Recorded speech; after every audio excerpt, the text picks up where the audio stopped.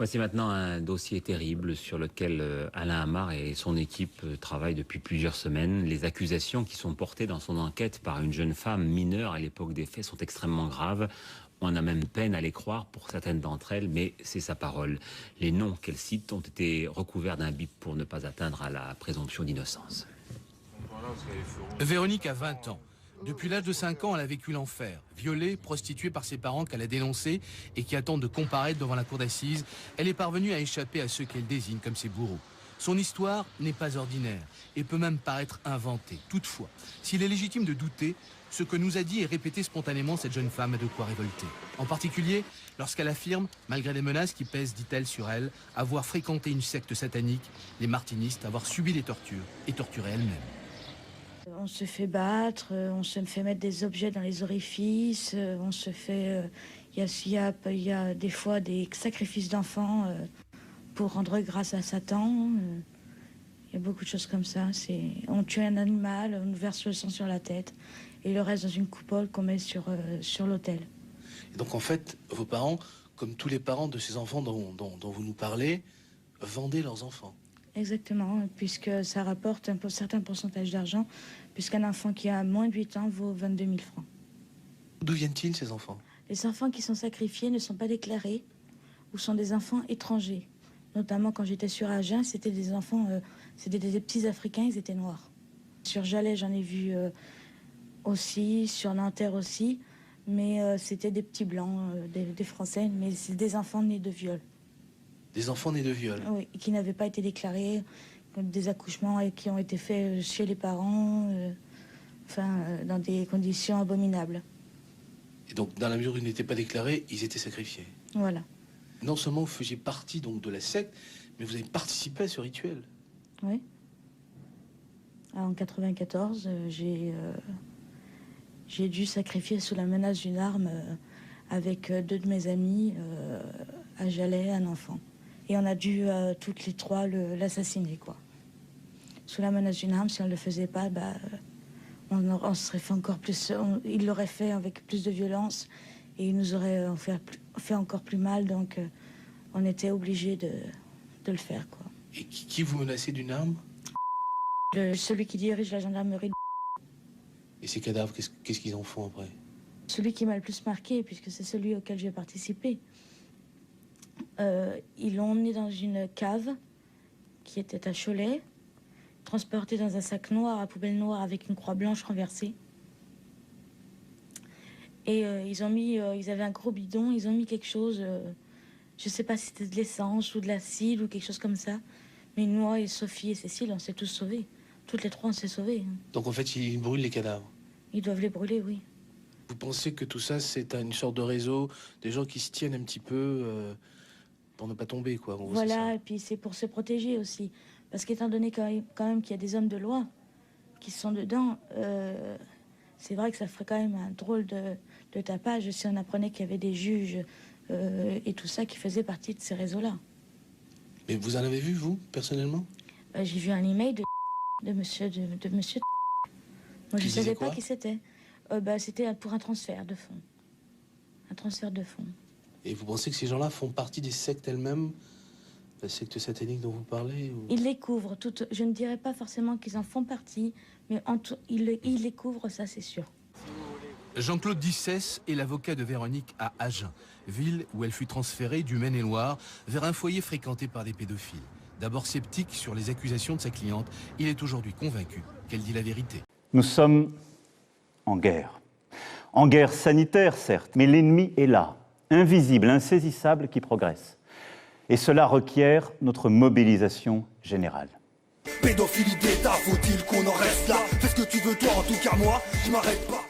Je la crois lorsqu'elle dit qu'elle a été violée dans sa famille. Je la crois lorsqu'elle dit qu'elle a été prostituée par certains membres de sa famille. Je la crois lorsqu'elle explique que cette prostitution est forcément et nécessairement passée par de nombreuses personnes adultes qui sont venues abuser d'elle pour de l'argent. Je la crois lorsqu'elle dit en même temps qu'elle était photographiée pendant ces scènes. Et je la crois d'autant plus que nous retrouvons apparemment, c'est le point qu'il faut vérifier, ces photos sur un CD-ROM à Amsterdam. Donc c'est bien elle qu'elle a reconnu, elle a dit ça c'est moi. Voilà, C'est ça, hein. c'est tout à fait ça. Elle dit c'est moi. Elle le dit devant un inspecteur de police et en même temps qu'elle s'identifie, elle identifie 5 de ses copains et copines d'enfance. Ça signifie que si ce point s'avère exact, il faut nécessairement que ces enfants aient été soumis à des scènes pornographiques, que ces scènes aient été filmées et que ces photos aient été envoyées à Amsterdam pour atterrir sur un CD-ROM pédophile qui a été saisi par la police hollandaise dans le cadre de procédures en Hollande. Et donc ça nécessite forcément qu'il y ait une organisation qui prend des photos, qui les diffuse. Et donc ça veut dire qu'il y a une organisation et qu'il y a un réseau. Véronique nous a conduits devant l'un des nombreux lieux où se passaient, selon elle, le 21 de chaque mois, des cérémonies sataniques. Alors c'est ici que je suis venue plusieurs fois. Notamment, je me rappelle bien d'une fois en 94, où je me suis retrouvée à un rituel satanique où il y a eu un meurtre d'enfant. Et donc on était monté au second. Voilà.